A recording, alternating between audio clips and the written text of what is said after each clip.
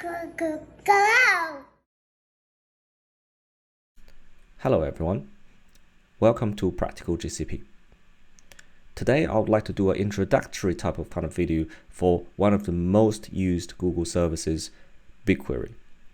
So if you're wondering why I'm doing this, so I've been asked a couple of times to do a kind of high-level overview of, from my perspective, what you think kind of the most important aspect of a specific Google service that can help, I think, from anyone, the audience from a different cloud provider such as AWS or Azure, simply looking into migration strategies, or just interested in Google Cloud and getting into Google Cloud to know a bit more about these services. The other videos I've created so far have been more specific or advanced on a specific area and how to practically apply those things. So I'll start with a little bit more of these high-level overview on, so it will help you to understand, for example, where you would probably use BigQuery and how it can be kind of the areas you would like to dive into and understand a bit more, right? So this session, I'll cover the BigQuery itself, some of kind of the key designs and concept behind it, and also dive into its ecosystem so you can see actually why this is the most important, I would say, service on Google Cloud. Right, so I've summarized this into 8 different sections, which I think is probably the most important areas for BigQuery. And finally, I'll just summarize it into a number of use cases that you would want to probably use BigQuery for. So first of all, I'd like to talk about the columnar structure of BigQuery. So instead of explaining to you what a columnar structure or columnar storage is, I'd like to just give you a very quick example to show you why this is very important. So if you look at a simple query here that you selected one column from a table, in a traditional database where it's role-based storage or role-based structure, it will basically scan all of the columns, right? Even you actually just selecting one column, but actually behind the scenes, it will retrieve all data from that entire row. In a columnar structure, what it does, it will just only select all of this data, right, attached to this column, but it's not going to scan the data of column B and column C. This is very useful. This is also why the columnar storage is also very, very popular for analytic databases. So if you think about the queries you run for analytical databases, you typically, let's say you have a table with 100 or 200 columns, which kind of quite flattened out, right? But you typically don't need all of them, right? You probably select a few dimensions, you do a few measurements, and then you do aggregations. Then you might just need 5 or 6 columns. So this structure, kind of type of data structure, really allow you to save the cost significantly because it does not scan the rest of the columns. And in fact, BigQuery's cost model is specifically linked to this. So if you actually don't scan, don't use the other columns, the cost of scanning would be significantly lower, right? So you don't get charged of the entire table size, instead of you to get charged on a single column. So it's also important to understand that BigQuery is one of those analytical databases that has its separation of the storage and compute. So what this means is, in a nutshell, is that you basically have this lots of storage blocks right in the bottom, and then you have the CPUs and RAM kind of clustered in these different areas, which typically belongs to different user group, right? So when you scan the data and when you compute it, when you do the computation of the results, doing your aggregations, you're not limited, right? You're not limited or affected by other user groups who are also trying to scan, potentially using the same disks behind the scenes, right? So typically in the other storage engines, some of the older ones in the older generations, they don't actually separate the CPU, RAM, and storage blocks. So what happens is, when you have a cluster, let's say you have a cluster of 10 nodes or 20 nodes, there's a disk attached to those CPU and RAM. So you actually have this wastage of the storage block and the CPU and RAM all together. They're kind of attached, right? So in this particular case, what it means is they don't actually have anything to do with each other, right? So these CPU and RAM, they're kind of like transient, right? You don't actually these are not attached to the same kind of compute to the storage block at all. So this gives you a really big advantage, is that you can have the same piece of data, right? But you can have as many users as you like who actually does the computation and aggregation of the data. So this is the main advantage of the separation, the storage and compute, which is the key of this modern data warehouse or analytical databases design. The details of how this actually works behind the scenes is quite complex, but typically the way it works is when you run, let's say this is your kind of slots, right? In BigQuery, that's what it's called, or this is your kind of virtualized, right? You can see, because it's kind of a transient data in here, it doesn't actually store anything permanently. Your data is actually stored permanently in here. So what it actually does is it typically fetches the data, right, that you need into this kind of virtual cluster, and then it does all of the things you need either in RAM or in this local disk storage, and then it give it to the users.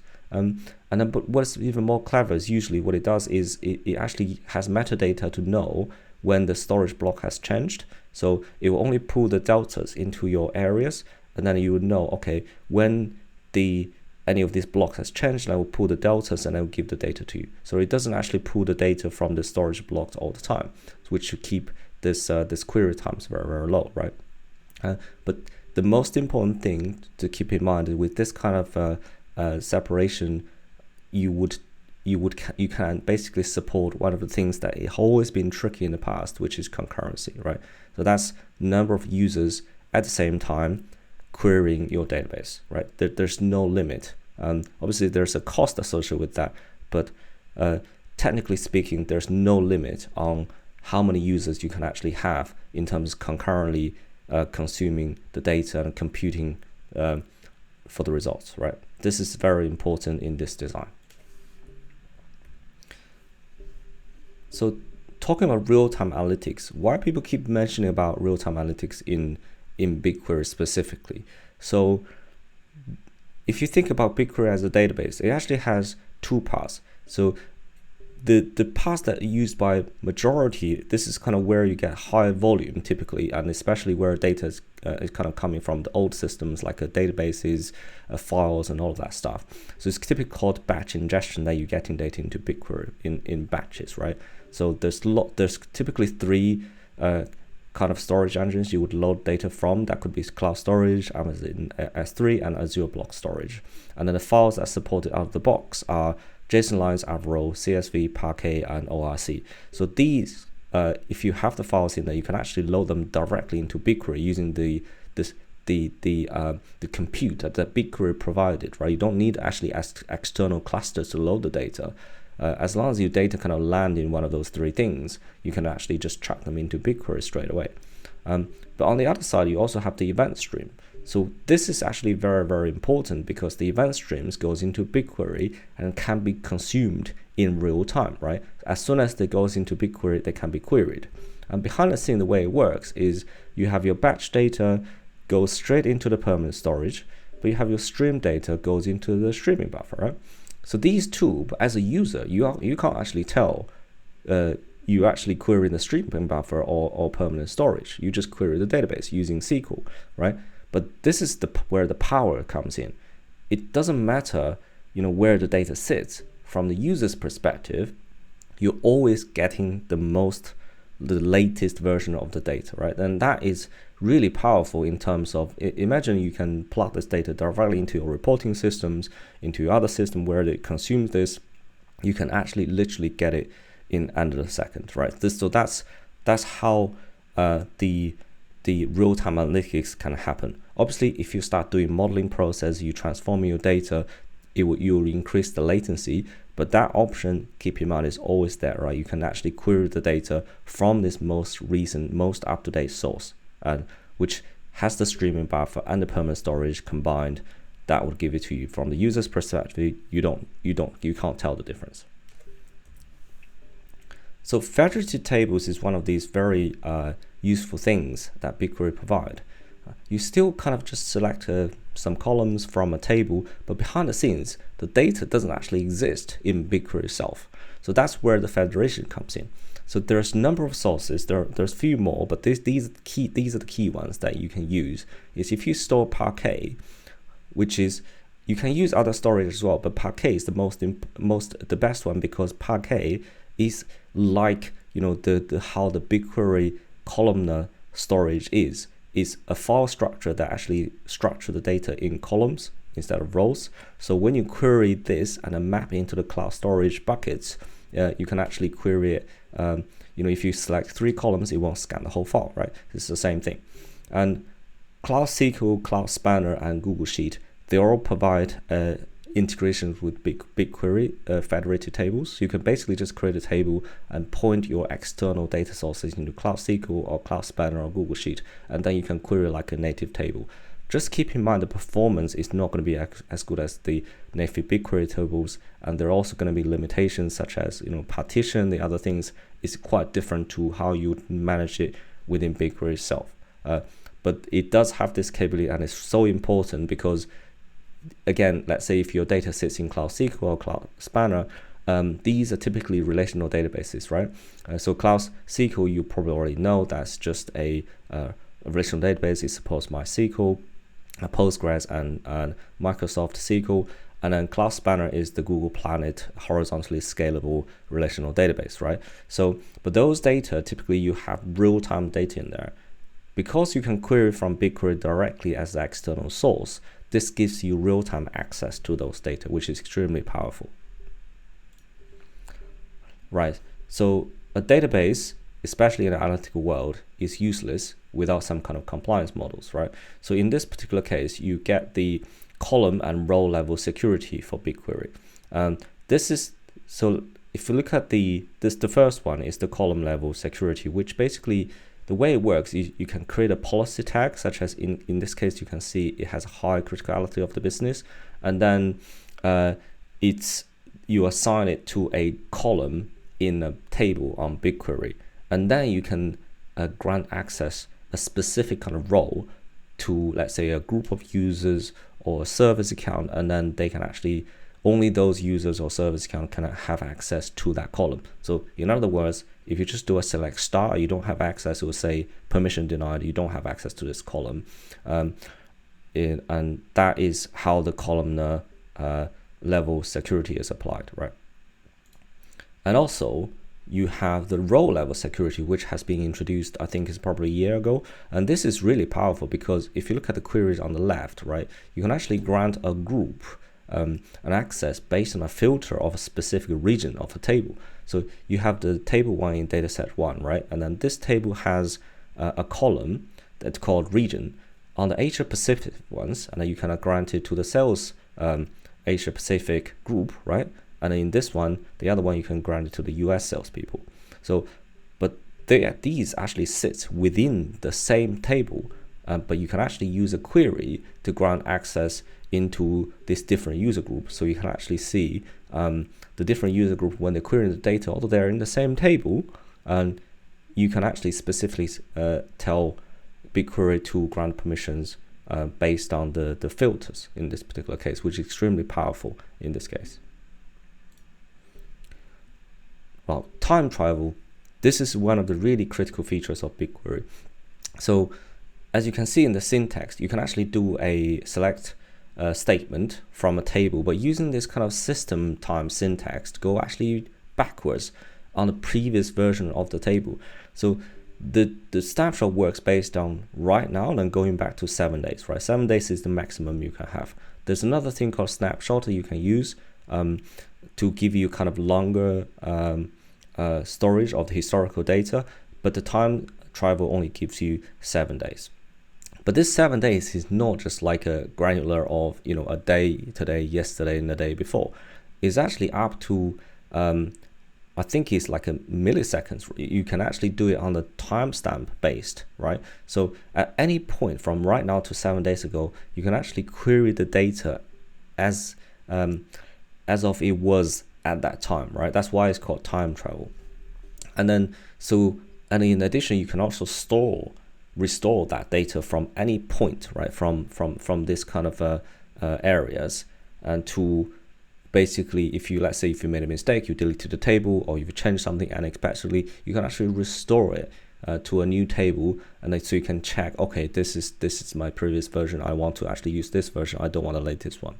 Keep in mind, one thing really important is if you delete the data set, right, in this case my data set, you would not be able to use time travel for any of the deleted the tables in the deleted data set. This is really, really important. So make sure that you don't accidentally delete the data set. And then what I would always recommend is do some backups of the tables as well using snapshots. Right. BI engine is actually one of the very powerful things when it comes to visualization and unlocking use cases using these custom applications. In a nutshell, all it is this kind of a distributed in-memory engine right in the middle, and it gives you a way up to 100 gigabytes per project of in-memory storage, which you can actually use to kind of cache your data, right? Because cache your data, then when you're using these, let's say when you write queries against the BigQuery API from the Google Sheet, Data Studio, Looker, or any kind of other customer apps, it will actually hit the cache if it can, right? So it's very cleverly managing the cache based on the query you run and the data size you have, you querying. So it's a very important feature that Google released a couple of years ago, but now I think since beginning of this year, it's kind of it's gone into GA, so it kind of support all these custom apps, including specifically Looker, which makes the cost saving side of things really powerful.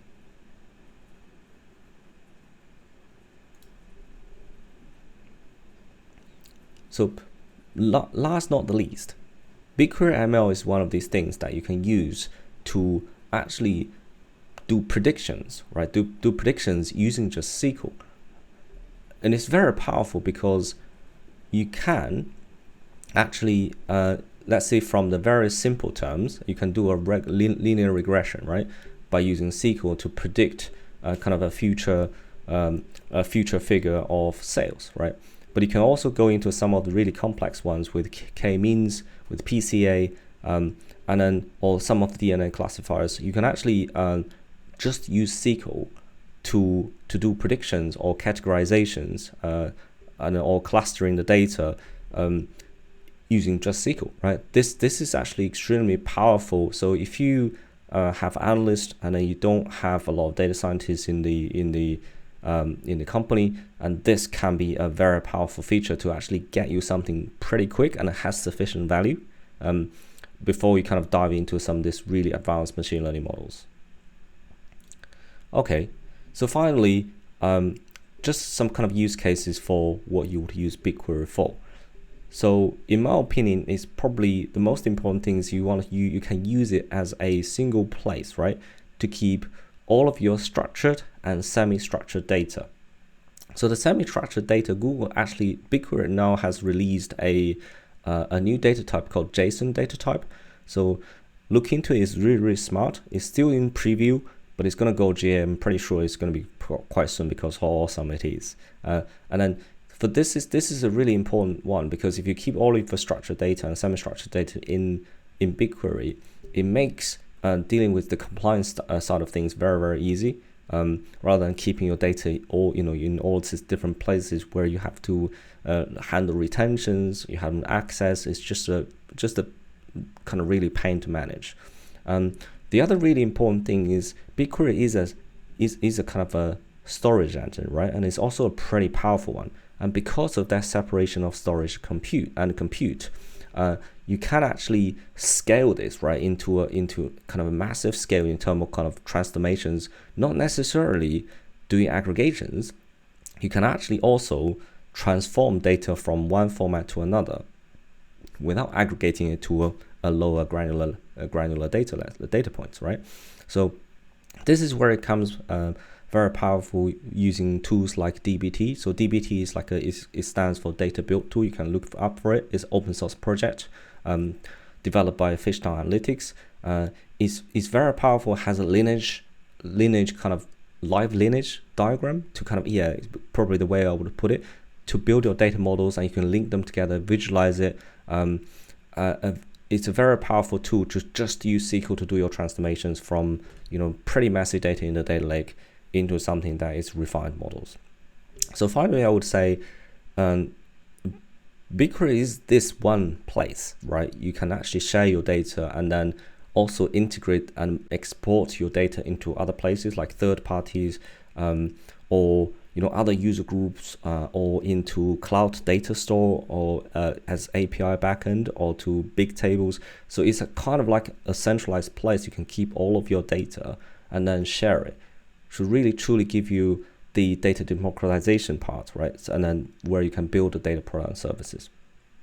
Okay, hopefully that has been useful as a high-level introduction of BigQuery. Thanks very much. I'll see you next time. Go out!